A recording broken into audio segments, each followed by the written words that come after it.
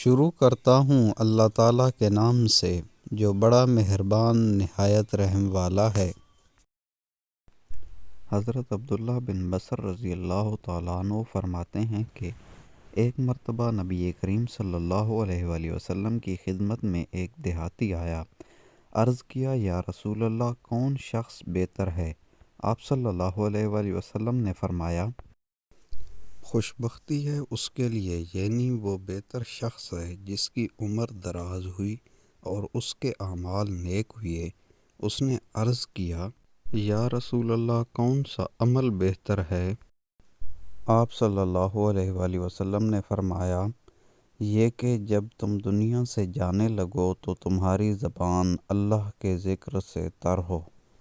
جس طرح زبان کی خشکی زبان کے رکنے کے لیے کنایہ ہے، اسی طرح زبان کی تری زبان کی روانی کے لیے کنایہ ہے۔ یا پھر یہ کہ یہاں پر زبان کی تری اس بات سے کنایہ ہے کہ آخر تک ذکر پر ہمیشگی ہو، بعین طور کہ ذکر اللہ سے زبان خشک نہ ہونے پائی ہو کہ جان نکلے۔ حدیث مبارکہ سے ذکر جلی اور خفی دونوں مراد ہیں۔ دل سے ذکر کرے یا زبان سے، اگر زبان اور دل دونوں سے ذکر کرے تو بہت ہی خوب ہے۔